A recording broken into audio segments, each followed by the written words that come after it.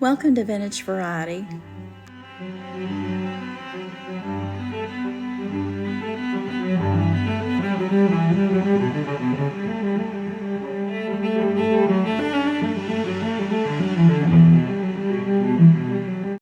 I'm going to be doing some very simple jewelry repairs today, and some of these pieces I'm going to do kind of a repurpose on. I'll show you how I'm going to go about these repairs, including the cleaning, and I'll also tell you which tools that I'm using. All of this jewelry came from Dana Stewart Coates over at Killer Queen Antiques. I did show this in previous content. If you guys missed it, I will leave a link to that content in the description box below this video, along with a link to Dana's channel so you can go over and check out some of the beautiful pieces of jewelry that she has. I'm going to start by cleaning a few of these pieces. Some of them need it, some of them don't. This brooch has rhinestone set into it, and you always have to be cautious when you get rhinestones wet. If these rhinestones are foiled on the back, they're going to end up being dead stones because putting them in a solution is going to kill the stones. I'm not that worried about it, mainly because this is already missing quite a few rhinestones. So if it does do damage to them, I will just have to source some rhinestones to replace the ones that are already in it. I also have a few lockets here I'm going to clean. I really love this one. This has agate set into both sides of it. These lockets, Dana said they needed to be re-gilded, but I'm just going to give them a good cleaning and I believe leave them as they are. And then we have this piece and I want to clean it up also. Then we have this beautiful piece. I'm going to clean this differently. I'm going to try to use a different type of cleaner on it rather than putting it in the solution. So this is my solution that I have mixed up. I have shown this before. It is 2 parts water, 1 part white vinegar, and a squirt of dishwashing liquid. And I've stirred all of this up. I'm going to put these pieces in here, and it's probably going to soak for about 30 minutes. I feel like that should be enough because these pieces really aren't that bad dirty. As for this one, I am going to try some silver cleaner on it. And I will show you what I have here. This is Wright's silver polish. So it's been about 30 minutes. I've taken all of these pieces out and laid them on this old towel, and they cleaned up very well. This one I took apart. Show you guys the pieces that are in it. I believe that this originally had a piece of glass in the front. And then we have this one. The stones look okay. It cleaned up really well. Some of the rhinestones that were set into the flowers were missing, and a few of them fell out. And what I'm going to do is I'm going to remove the couple that are left on it because I don't really think the brooch needs that. I've seen a lot of old check brooches like this that don't have the rhinestones set into the flowers. Either that or they have fallen off or gotten missing over time. You can see those rhinestones there. The lockets cleaned up very well, and they are missing some of their gilding, but I'm okay with that. I think for the time being, I'm just going to leave them as is. As for this little locket, look how beautifully it cleaned up. So that looks great. And then with this one, what I ended up doing is I did use some of the Wrights on it. Didn't really have enough. So I ended up just using basic jewelry cleaner and giving it a good scrub. It is also missing some of the stones, but I'm not really going to do anything with this one right now. This, I believe, used to be a brooch, and of course the entire mechanism is gone off the back of it. But I am going to put this to the side until I decide exactly what I want to do with this piece. I'm not going to really do anything with the lockets. I wanted you guys to see the result of how well they cleaned up.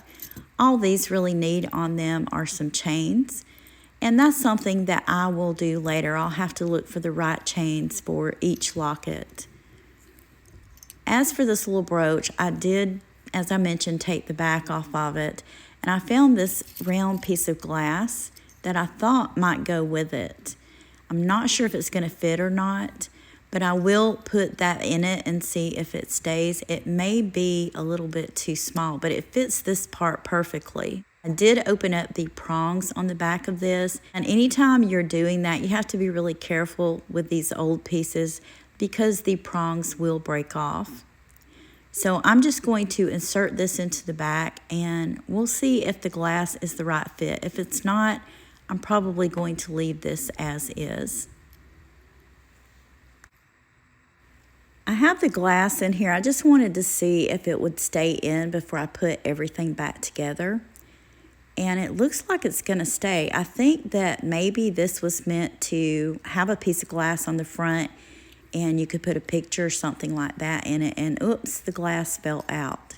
So that's not going to work. I'm going to put this back together without the glass, and of course I have the back turned backwards, so I need to fix that. And I'm just going to leave it as it is for now.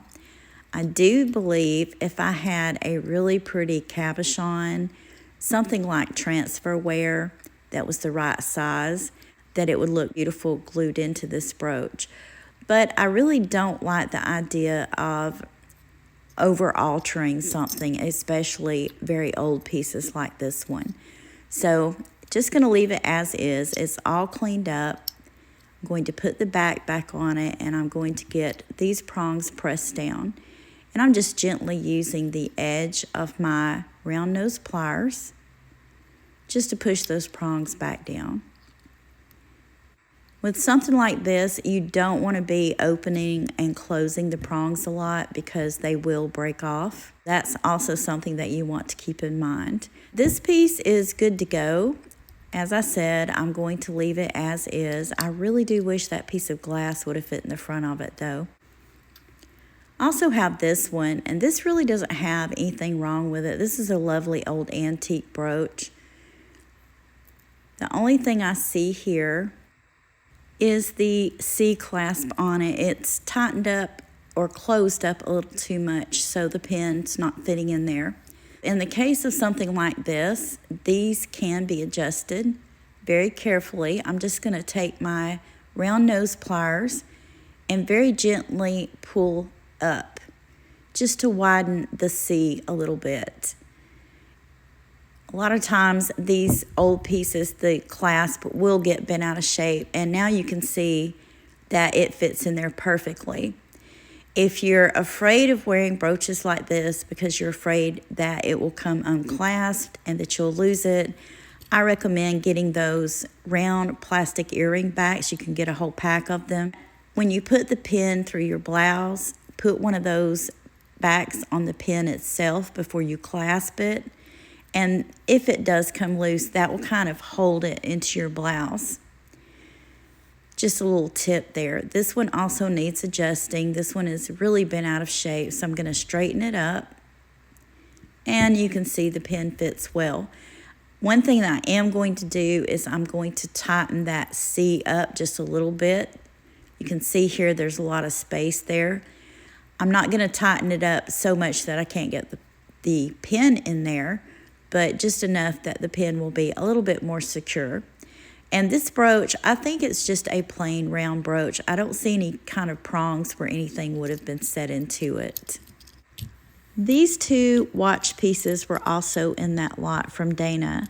Of course, they're missing their innards, but I'm okay with that because what I'm going to do with these is I'm going to turn them into necklace pendants. She also included some pieces of chain.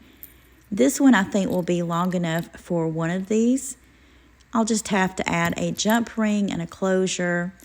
And this one, I'm not sure if I'm going to use this smaller piece of chain. It may not be quite long enough.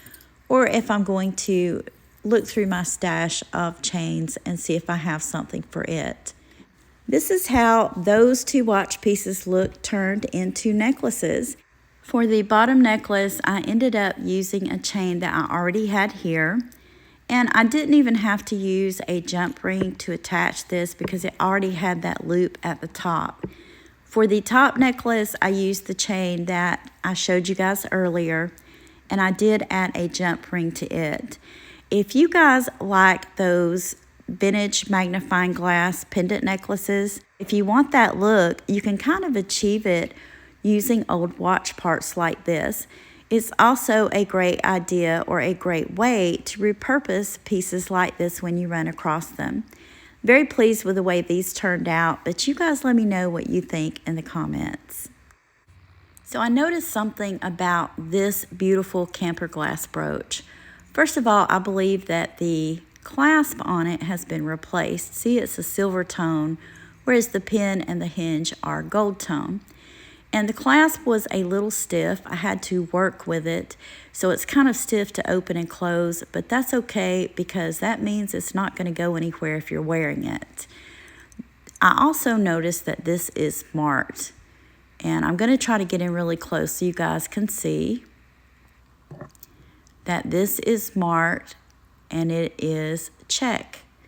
So my guess is that the pin mechanism, or rather the clasp, was replaced on this.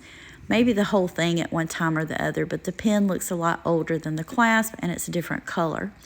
This doesn't really have a lot wrong with it. It is missing 2 rhinestones in the front of it, and we're going to replace those. I harvested some rhinestones from some old earrings that I had here, and I'm pretty sure I have the right size. But the first thing that you want to do before you start gluing anything in or prong setting it is you want to make sure you have the right size. Now this little tool, this is a jewel picker, and it's really handy for picking up rhinestones. You do have to clean the tip off. A lot of times I get glue on the tip and it won't pick up the rhinestones. So you just have to kind of pick the glue off. But I have a couple of rhinestones here, and what I'm going to do is I'm going to set them into the brooch, see how they look. And if they look okay, then I'll go ahead and take them back out and put some glue in there and get them glued in. This is just a really handy tool, and I believe a viewer told me about it. So this is what those look like. They fit in there perfectly. All I have to do is dump them out and start over. I'll get some glue and I'll glue those pieces in.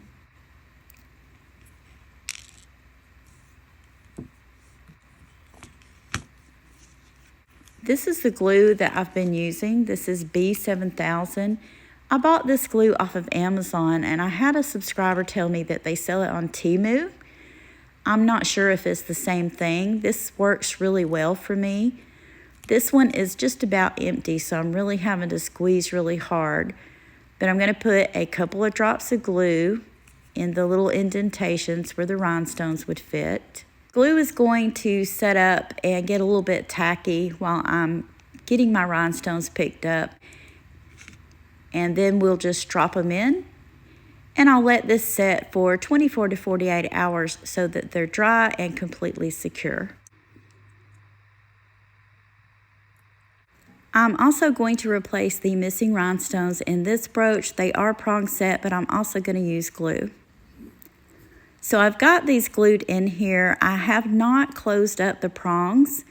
I gently opened all the prongs, and I did want to show you guys, let your glue dry first. And with these tiny prongs like this, use the rubberized tip of your handle on your jewelry pliers to press those back in. And that way you won't be quite as rough with them because they are very easy to break. So this one will be set aside, and I'll come back later on after I'm finished recording and tighten that up.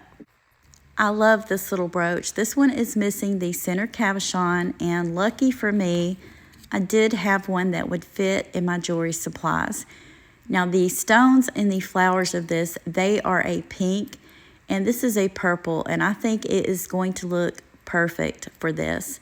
This brooch also has prongs. I'm going to open those up a little, glue this stone in, and then I will come back and I'll show you guys what it looks like. This is a perfect fit. I added glue so that the stone would be really secure, and hopefully you can see around the edges there are 4 little prongs on this brooch. I did open them up. Once I got the stone in, I went ahead and tightened them back up because this stone fits very secure in this. So this one is good to go and ready to wear once again. This little mouse brooch had rhinestones for his eyes, and they were the tiniest rhinestones you have ever seen. The only problem is that one was missing. Rather than try to find something that small and glue it in, which would be extremely tedious, I decided to remove the existing rhinestone that was there and just leave him as is. I think he looks fine without the rhinestone, but you guys let me know what you think in the comments. For this brooch, I did remove the stones that were set into the flowers, as I had mentioned doing earlier. This one is missing a couple of rhinestones, and the only rhinestones that I have that will fit this are the clear rhinestones. But you know what? I think that's going to be fine because all of these rhinestones are different colors. I'm just going to open the prongs up on this. I'm going to add some glue and set some new rhinestones into it. And then I'll come back and I'll show you guys the result and what it looks like. I did replace the missing rhinestones in this brooch, and I used clear rhinestones. I think that's okay because this brooch has such a large assortment of different colors of rhinestones in it. I also removed the rest of the rhinestones that were on the flowers, and I'm going to go back and I'm going to clean that because there is a little bit of glue residue. But I think that this brooch is fine now, just the way it is. But if you guys think differently and you think I should have added rhinestones to the flowers, you can let me know in the comments. This is the last item I did a repair to, and I'm going to have to tell you what I did rather than show you, because at the time when I was messing around with this, I wasn't even sure if my idea was going to work, so I didn't record it. But this brooch originally had a trombone clasp. And if you're not familiar with that type of clasp, I have put a picture up on the side of the screen for you guys to see. The trombone clasp was invented in the 1890s. It was in use here in the United States for a short period in the 1920s, but in Europe it was used on up into the 1940s. It's basically like a C clasp, but it has a tube mechanism in the end of it with kind of like a little plunger pin. And the pin slides into a slit in the tube and the plunger comes down to hold it in place. So it's a lot more of a safety type clasp. Well, unfortunately, the tube was so bent on this one that the pin wouldn't fit into it. I could have taken it to a jeweler and spent a lot of money. Instead, I decided to cut the plunger part of the tube and remove the tube and turn this into a wide C-clasp brooch. And I'm going to give you guys a really close look. The pin is in there nice and secure. And I have seen the later C-clasp brooches that had a wide chunky piece like this rather than your regular curved C. So this repair worked out really well. Wasn't sure if it was going to or not, but it did. And now this brooch is ready to go. It's once again perfectly wearable. As I said at the beginning of the video, these are relatively simple repairs. Some of them you may already know about, and some of them may have been new to you. If you enjoyed today's content, please remember to give me a thumbs up and let me know in the comments, is there anything you would have done differently and which items were your favorites? I want to thank you for taking time out of your day to share these repairs with me. If you haven't already, please consider subscribing to my channel. Ring the bell for notifications and you'll be notified anytime I upload new content. Thank you again for watching, and I hope you all have a wonderful day.